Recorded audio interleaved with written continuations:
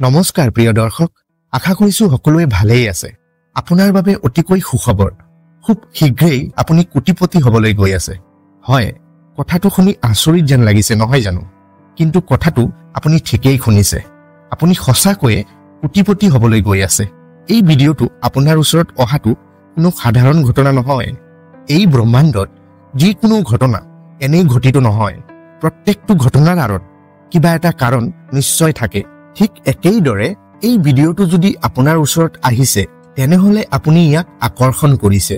কাৰণ আপোনাৰ নিজৰ শক্তিয়ে আপোনাক এই ভিডিঅ'ৰ ওচৰত লৈ আনিছে। এতিয়া আপুনি নিজৰ এই শক্তিৰ ওপৰত সম্পূৰ্ণ বিশ্বাস ৰাখক। টকাক লৈ যি ধৰণৰ পুৰণি বিশ্বাস আৰু যিবোৰ নেতিবাচক ধাৰণা আপোনাৰ মনত সোমাই আছে, সেইবোৰ এৰি দিয়ক। আপোনাৰ বৰ্তমান পৰিস্থিতি যিয়েই নহওক কিয়, এই পৰিস্থিতি সলনি কৰা সম্ভৱ। কাৰণ আপুনি ইতিমধ্যে সেই শক্তিৰ অংশ হৈ পৰিছে, যিয়ে আপোনাক কোটিপতি হ'বলৈ সহায় কৰিব। আপুনি যি নেতিবাচক চিন্তাবোৰ বা পুৰণি ধৰণৰ বিশ্বাসবোৰ টকাক লৈ নিজৰ মনত ইমান দিনে সাঁচি ৰাখিছিলে, সেই সাঁচি ৰখা মনৰ ধাৰণাবোৰ এতিয়া মুক্ত হ'ব বিচাৰে। সেইবোৰক মুক্ত হ'বলৈ দিয়ক। নিজৰ ভিতৰত নতুন চিন্তা আৰু নতুন শক্তিৰ জন্ম দিয়ক। সম্পূৰ্ণ বিশ্বাস আৰু শক্তিৰে এটা নতুন আৰম্ভণি কৰক। আপোনাৰ টকাৰ উৎস যিকোনো হ'ব পাৰে। সেয়া আপোনাৰ সম্পত্তি, ব্যৱসায়, যিকোনো কাম আৰু পুৰণি কোনো বিনিয়োগ যিয়েই নহওক কিয়, হঠাতে ক'ৰবাৰ পৰা টকা আহিব পাৰে। আপোনাৰ এই জীৱন যাত্ৰাত এটা কথা সদায় মনত ৰাখিব, আপোনাৰ নিজৰ শক্তি আৰু চিন্তাধাৰাই আপোনাৰ ভৱিষ্যত গঢ়ি তুলিব। সেয়েহে সদায় আপোনাৰ চিন্তাবোৰ ইতিবাচক কৰি ৰাখিব। লগতে আপুনি যি লক্ষ্যত উপনীত হ'ব বিচাৰে, সেই লক্ষ্যটো দিনৰ আৰম্ভণিৰ পৰা দিনটোৰ শেষলৈকে মনত ৰাখিব। এই কথাবোৰ আপোনাৰ মনত প্ৰতিদিন সোঁৱৰাব। আপোনাৰ দিনটো এই ধৰণৰ ভাৱনাৰে আৰম্ভ কৰিব। আজিৰ দিনটো মোৰ বাবে আশীৰ্বাদ লৈ আহিব। মই যি কৰিম তাত সফলতা আহিবই। মই মোৰ জীৱনত কোটি কোটি টকা আকৰ্ষণ কৰি আছো।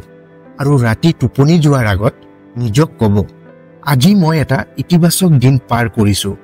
মই ধনী হৈ গৈ আছো আৰু ধন সম্পত্তি মোৰ জীৱনৰ অংশ হৈ পৰিছে। মোৰ জীৱনত কোনো অভাৱ নাই। এই কথাবোৰ আপোনাৰ বাবে এটা সাধাৰণ কথাৰ দৰে অনুভৱ হ'ব পাৰে, কিন্তু অলপ অলপকৈ এই ইতিবাচক বাক্যবোৰেই আপোনাৰ জীৱনত এক চমৎকাৰী পৰিৱৰ্তন লৈ আনিব। তেতিয়া আপুনি দেখিবলৈ পাব, আপুনি জীৱনৰ প্ৰতিটো ক্ষেত্ৰত নতুন নতুন সুযোগ আকৰ্ষণ কৰিবলৈ আৰম্ভ কৰিছে। আপুনি নিজৰ মনত এটা ইতিবাচক দৃষ্টিভংগী গঢ়ি তোলক। আপুনি কোটিপতি হোৱাৰ পিছত কেনেধৰণৰ জীৱন যাপন কৰিব, আপোনাৰ ঘৰ কেনেকুৱা হ'ব, পৰিয়ালক কি উপহাৰ দিব, এই কথাবোৰ কল্পনা কৰক। এই ইতিবাচক দৃষ্টিভংগীয়ে আপোনাৰ মনক আৰু শক্তিশালী কৰি তুলিব। কিন্তু এইখিনিতে এটা কথা ক'ব বিচাৰো, আপুনি মাথো কল্পনা কৰিলেই নহ'ব, ইয়াৰ লগতে কাম কৰাটো অতিকৈ আৱশ্যকীয়। নিজৰ দক্ষতা বৃদ্ধি কৰক, নতুন কিবা এটা শিকক আৰু বৰ্তমান অৱস্থাত থাকি আপুনি যি কৰিব পাৰে সেই সকলোবোৰ সম্পূৰ্ণ মনোযোগেৰে কৰক। মনত ৰাখিব, আমাৰ জীৱনত ডাঙৰ সফলতাৰ আঁৰত সৰু সৰু প্ৰচেষ্টাবোৰৰ ভূমিকা বহুত বেছি। আন এটা গুৰুত্বপূৰ্ণ বিষয় হ'ল কৃতজ্ঞতা প্ৰকাশ কৰা। আপুনি ইতিমধ্যে জীৱনত যিবোৰ পাইছে তাৰ বাবে প্ৰতিদিন এই বিশ্ব ব্ৰহ্মাণ্ডক কৃতজ্ঞতা প্ৰকাশ কৰিব।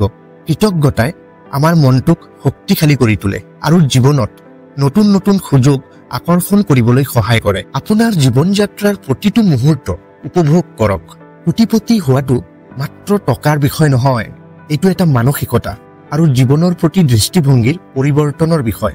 যেতিয়া আপুনি এই যাত্ৰা আৰম্ভ কৰিব, তেতিয়া আপুনি নিজক এক নতুন ৰূপত দেখিবলৈ পাব। আপোনাৰ আগত নতুন দুৱাৰ মুকলি হ'ব। বিশ্বাস ৰাখি চেষ্টা কৰি যাওক আৰু নিজৰ লক্ষ্যৰ পৰা কেতিয়াও আঁতৰি নাযাব। আপোনাৰ সফলতা নিশ্চিত। এদিন আপুনি নিজেই ক'ব, হয় মই পাৰিছো, মই সঁচাকৈ কোটিপতি হৈছো। আপোনাৰ বিশ্বাসেই আপোনাৰ শক্তি। নতুন চিন্তা, নতুন দৃষ্টিভংগী আৰু ইতিবাচক মনোভাৱেৰে আগবাঢ়ি যাওক। কোটিপতি হোৱা মাত্ৰ সময়ৰ অপেক্ষা। গতিকে এই সকলোবোৰ কথা আপোনাৰ জীৱনত আজিৰ পৰাই আৰম্ভ কৰক, কাৰণ এক ডাঙৰ সফলতা আপোনাৰ বাবে ৰৈ আছে। প্ৰিয় দৰ্শক, যদি আপোনালোকে ভিডিঅ'টো চাই ভাল পায় আৰু ভিডিঅ'টো আপোনাৰ জীৱনত ইতিবাচক প্ৰভাৱ পেলাব পাৰে বুলি আপুনি ভাবে, তেন্তে ভিডিঅ'টো নিশ্চয়কৈ লাইক এটা দিব। লগতে আপোনাৰ বহুমূলীয়া মতামত কমেণ্টত লিখি আমাক জনাব আৰু যদি আপুনি এতিয়াও আমাৰ নিয়ম চেনেলটো ছাবস্ক্ৰাইব কৰা নাই তেন্তে এতিয়াই ছাবস্ক্ৰাইব কৰি কাষত থকা ঘণ্টাটো বজাই অল নটিফিকেশ্যনটো দবাই দিব নতুন এক গুৰুত্বপূৰ্ণ ভিডিঅ'ৰ সৈতে পুনৰ লগ পাম ধন্যবাদ